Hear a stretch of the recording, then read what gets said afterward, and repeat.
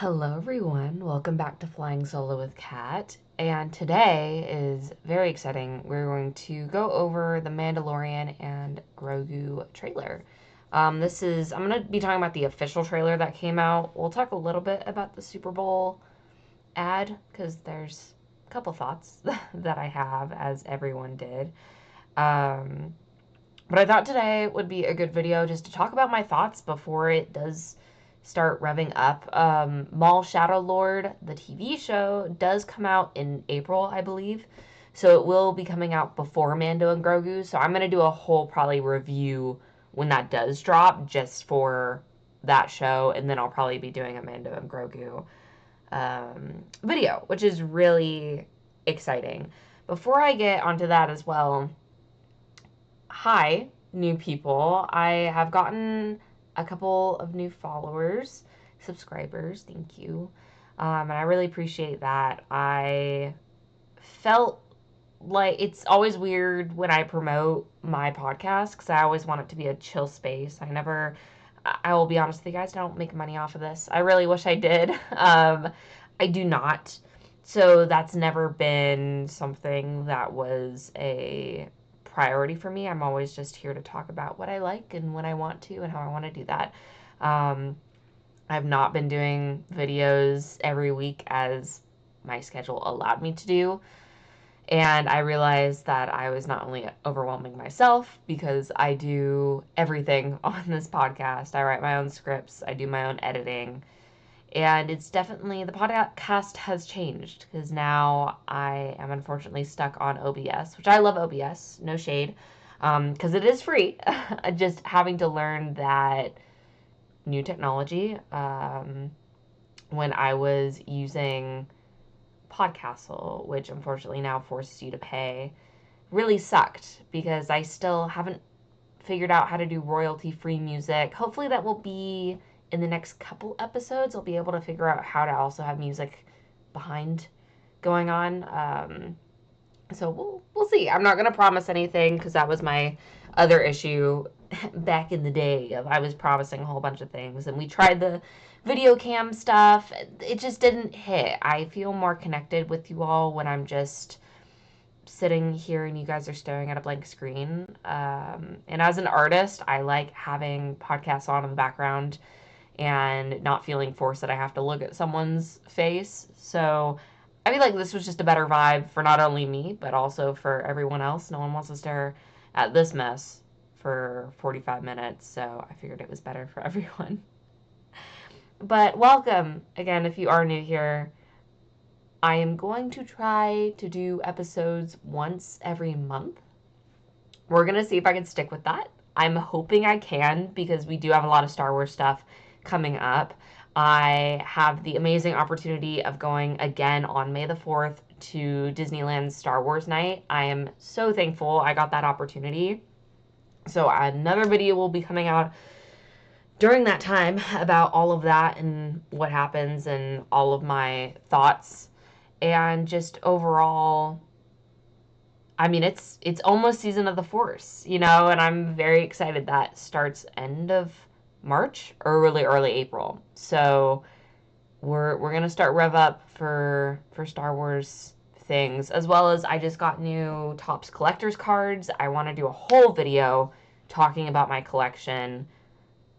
I mean, it's a work in progress right now, so maybe I'll wait a little bit until I get more cards, but I've been enjoying that. So I have some ideas, but thank you all for keeping with me and, just staying and being good people. I appreciate that. Anyway, let's talk about Mando and Grogu.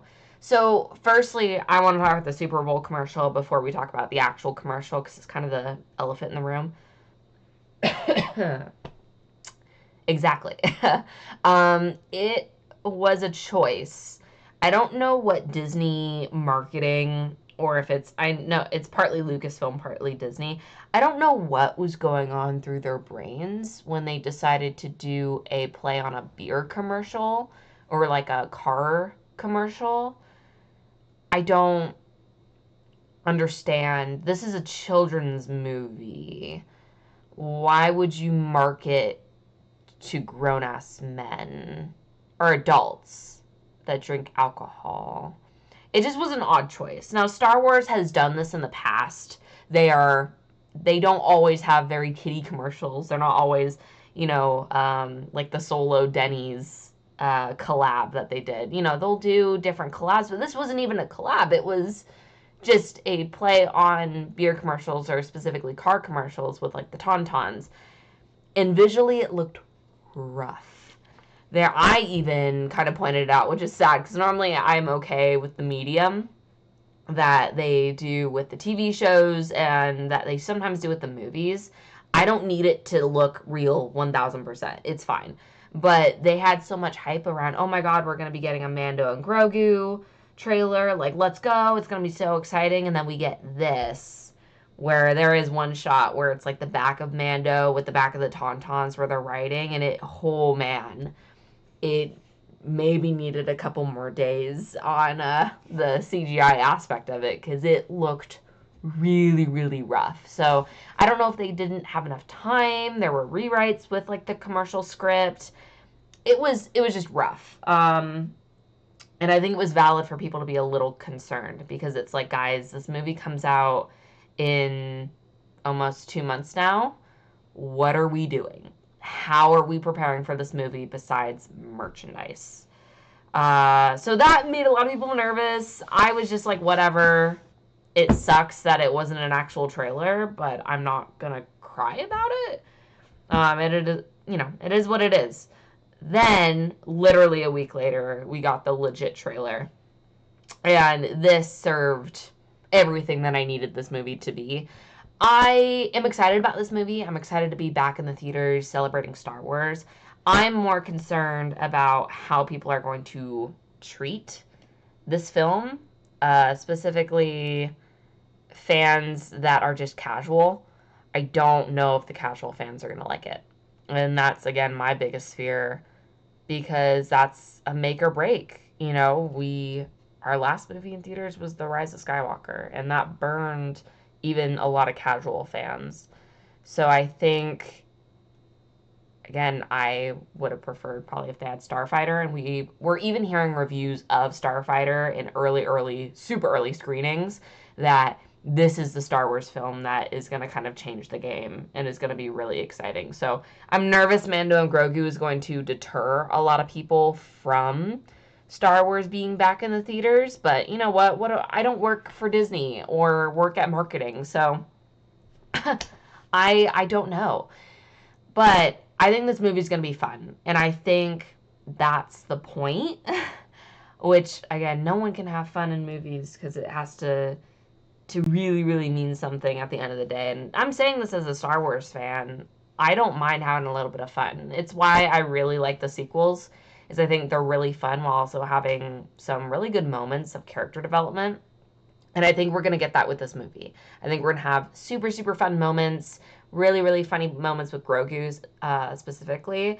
And then we're going to have those little tiny moments of the heart-to-heart with Mando and Grogu. Or just Mando, I think, finding himself. There's a lot, I think, going on in this movie, but I also think it's going to be done in a way that keeps you kind of entertained, in not a like iPad kid way, but just in a like, okay, we're like moving from place to place. Like, we're not just stuck in one, or like on one planet. So, which I like, because that kind of annoyed me with Mando, I think season 2. It was either season 2 or season 1 where I felt like we were just stuck in like one place at the same time. I think season 3, that's kind of why I like season 3, is because we were jumping to whole different planets. We were doing Mandalore. We went to that planet with Lizzo and Jack Black. We went to Navarro. So like you had all these different areas, and I think that was really fun. So I hope they do that with the movie.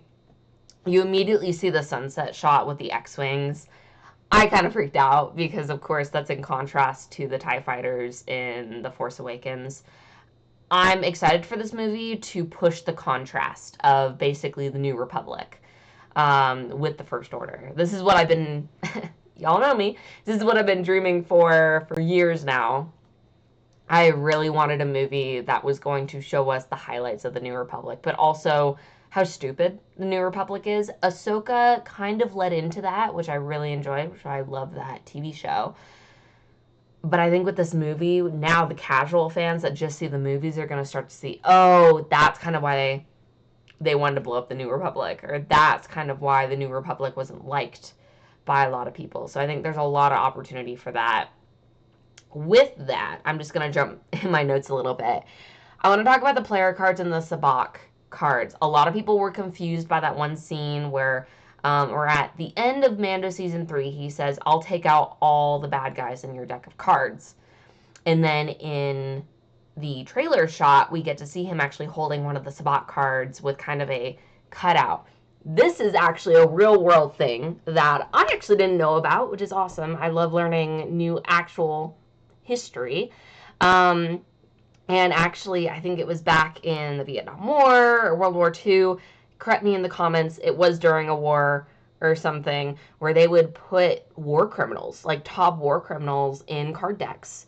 And that would kind of get passed around. And basically, it was like for hitmen and all of that. So, Lucasfilm actually made that canon in the Star Wars universe. And in the Fall of the Galactic Empire, basically the New Republic created sabacc cards that had the silhouettes of top war criminals that were still quote unquote alive. And basically Mando is there to take them out, which is really exciting. And in the Galactic Empire book, which is great, you guys totally should read that 10 out of 10 book. Guess who they mention? They mention Ray Salone and Brendol Hux. Also, if you guys are new here, I have a little thing that you'll notice throughout each episode. I have to talk about my favorite character for at least 5 minutes, even if the topic never pertains to him whatsoever. It's just my little fun thing that I do, and people haven't told me to shut up yet in the comments, so I'm going to keep doing it. Is a young Armitage Hux possible in this film? I did a vote on Twitter, and 71% of you said maybe, and I think 12% of you said I was Delulu, which is honestly fair, and then I think 3% said absolutely. So we have, I don't know, guys.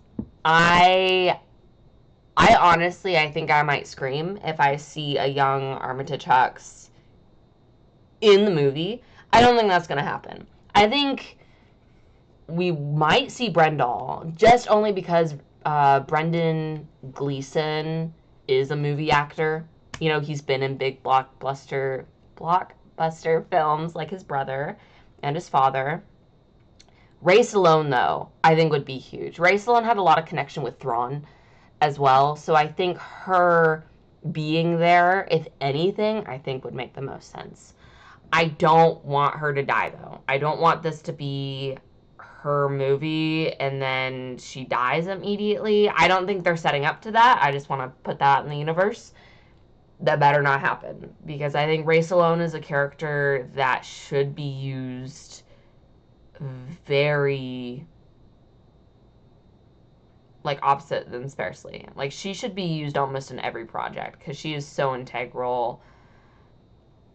And she's technically still alive. We never got her death confirmed, I believe. I think there was even a comic where it's like she, quote unquote, might have died.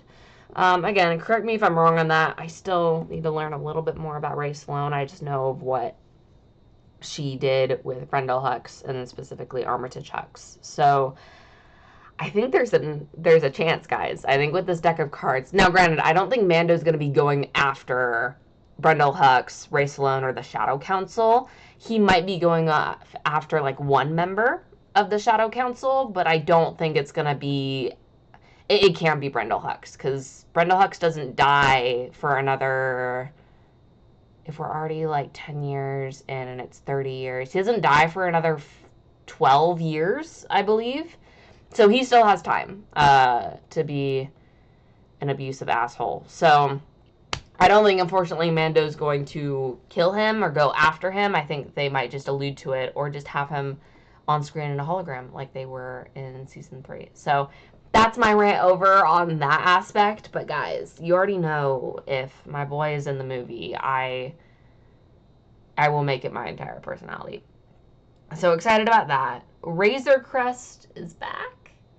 I don't know if I like this decision. I think that they totally made a mistake when the Razor Crest blew up in season 2, and I think you could literally in the interviews, not in the interviews, but in like on Disney Plus they have like a behind the scenes kind of thing of like the making of Mando season 2. You can kind of see like the fear in Dave and John's eyes, like when they blew up the Razor Crest. I think the Razor Crest is just so, it's Mando. It's what we kind of recognize.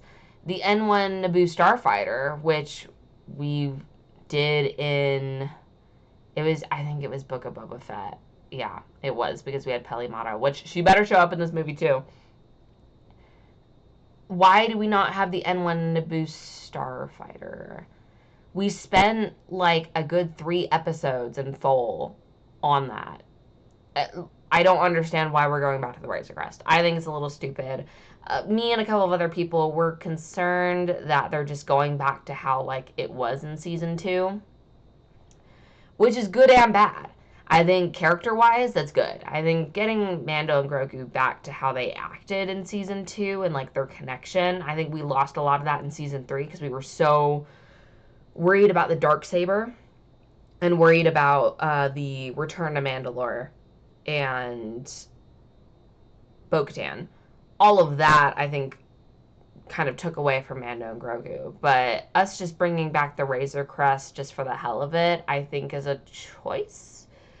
Again, we'll see what happens with that. I just hope, I don't know.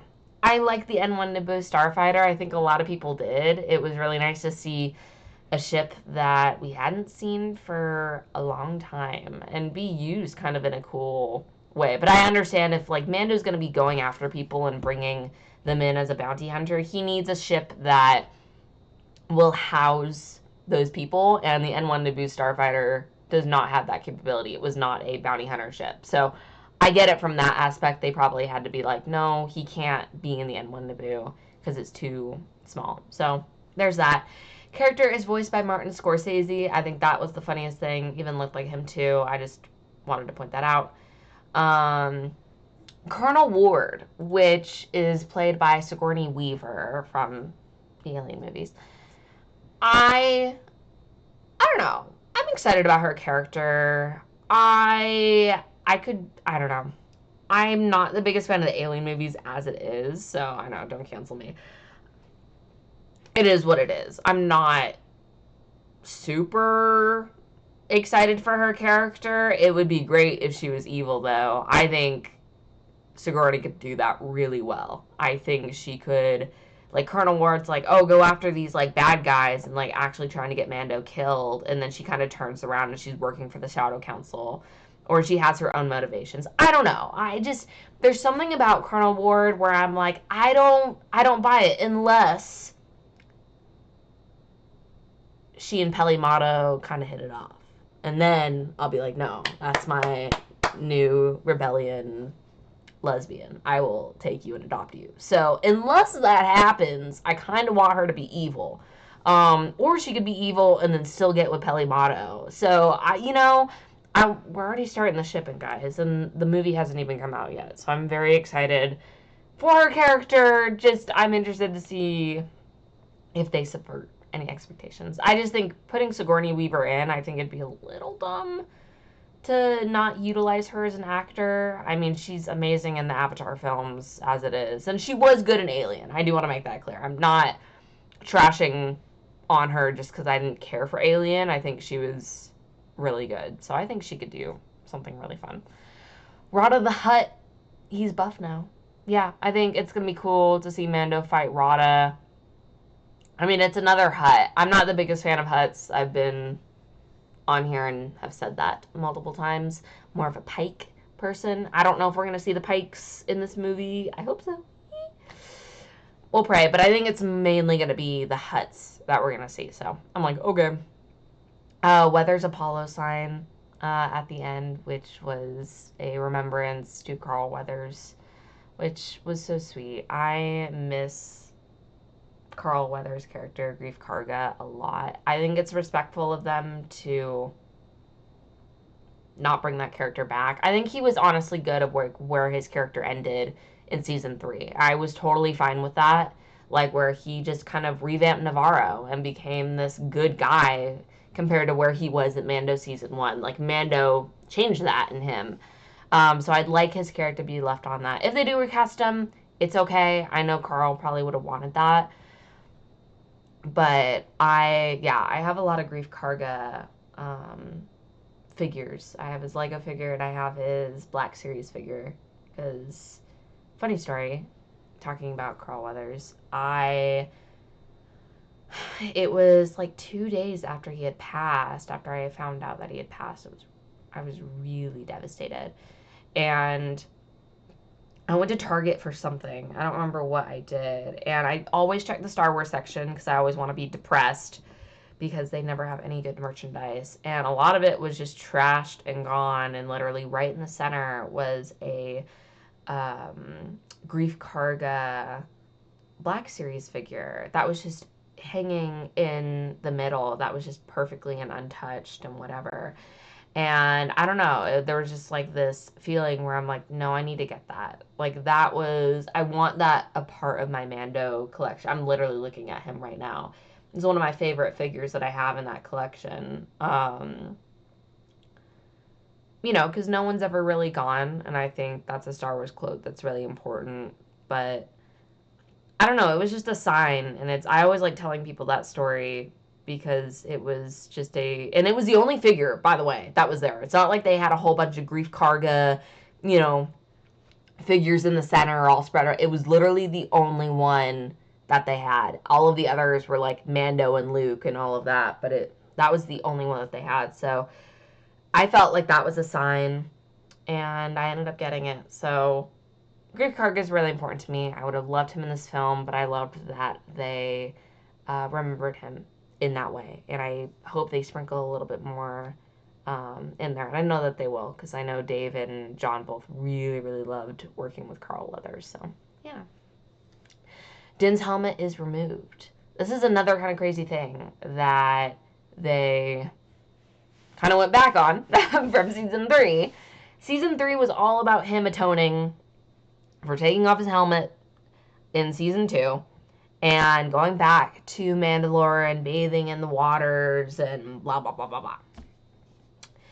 A lot of Star Wars fans have like interesting debates on this because a lot of us see like the Mandalorian tribe is very religious, and it's like, oh, do not take off your helmet, like you're basically like a disgrace and blah, blah, blah, mainly from the armorer. And I think a lot of people were like, oh, whatever, Mando's going to do his own thing now that he has Grogu. And I think Mando going through all this work and hardship to atone, it's like, okay, is he now going to do that again? And I think Bo-Katan, too, I think a lot of people thought in season 3, Bo-Katan was very adamant of, Mando, why are you doing this? Like, it doesn't mean anything. I'm still the same person if I take off my helmet. But then at the end, she's kind of like, no, I kind of like this life. Again, I think, me included, I think a couple of people in this fandom have issues with religion. And I think the layers of religion and atonement and sinning and all of that. And I think there is some trauma that comes with that. And I never want to put my personal experience onto another character when it's not warranted. I just think that a lot of people were vying for the story to go a different way with Din and not be so focused on atonement.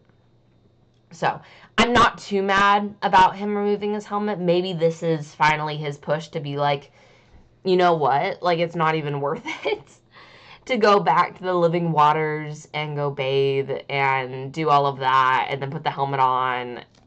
So I don't know. Unless there's like a clause where it's like, if you lift off your helmet, and people see it, as long as they're dead, it doesn't matter. I think that might be something that they might do, because I know the Hutts, the twins, I know they're the ones that take off Din's helmet. So I am wondering if the twins die, does he really have to go back to the living waters? Like, was it kind of just a fluke thing? What happens with that? So I don't know. We'll see. I'm not trying to stress too much about it, but I don't know. We'll see. I'm glad that they showed it in the trailer, though. I think at first I was like, I don't know if like that was best to show it. It would have been probably a better shock factor in the movie theater, but I think it was good to see like, oh, okay, no, it's Pedro. I just hope they're not taking it off just to be like, oh yeah, that's Pedro. We know it's Pedro Pascal. We get it. We hear it in his voice. Like, we don't need to see his face. So I just hope it's for a good reason that they take off his helmet and it's not just, oh, look, it's Pedro Pascal. Zeb is back from Rebels. I want my Rebels family back so bad, which sucks because they're all split up now. Zeb is now with Mando. Hera and Ezra are reunited together. And then, of course, Sabine and Ahsoka are lost in the unknown regions. So I just want them all together. But I love seeing Zeb. He was wearing a jacket. If you know, you know. I don't know if Callus is going to show up in this movie. I have a feeling he will not. Dave might pull a fast one and be like, no, let's like mention Callus and mention how he's doing. I feel like we might get a Callus shout out in Ahsoka season 2 when we're talking with Hera and Zeb and Ezra.